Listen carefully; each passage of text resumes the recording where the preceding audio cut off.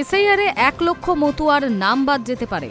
এবার এমনই বিস্ফোরক মন্তব্য করলেন বনগাঁর সাংসদ তথা কেন্দ্রীয় মন্ত্রী শান্তনু ঠাকুর। ভোটার তালিকা থেকে নাম বাদ যাওয়া নিয়ে আশঙ্কায় রয়েছে মতুয়া সমাজ। এরই মাঝে শান্তনুর মন্তব্যে আতঙ্ক বাড়ল কয়েকগুণ। সোমবার বনগাঁর গারাপোতায় বিজেপির এক প্রতিবাদ সভায় অংশ নিয়েছিল কেন্দ্রীয় মন্ত্রী। সেখানে শান্তনু বলেন, ভোটার তালিকা থেকে 50 লক্ষ রোহিঙ্গা মুসলিমের নাম যদি বাদ যায়, সেখানে 1 লক্ষ আমাদের লোক যদি বাদ যায়, তাহলে আমাদের এটুকু সহ্য করতে হবে, সহ্য করে নেওয়া উচিত। এরপর এর কারণ হিসেবে তার যুক্তি, ওদেশ থেকে এরা সকলে প্রাণ হাতে করে এসেছিল। এদিন অবশ্য শান্তনু ঠাকুর মতুয়া উদ্বাস্তুদের ভরসাও জুগিয়েছে।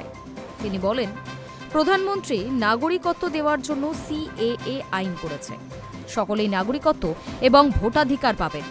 এই প্রসঙ্গে তৃণমূলের বনগাঁ সাংগঠনিক জেলা সভাপতি বিশ্বজিৎ দাস বলেন, আমরা বহুদিন ধরে বলে আসছি বিজেপি মতুয়াদের ভাওতা দিচ্ছে, সেই আশঙ্কাই সত্যি হতে চলেছে। প্রসঙ্গত খসড়া ভোটার লিস্ট প্রকাশের আগেই কমিশন সূত্রে জানা গিয়েছিল মতুয়াদের একটা বড় অংশের নাম নেই তালিকায়। সবথেকে বেশি নাম নাকি বাদ গিয়েছে গাইঘাটায়। High news network.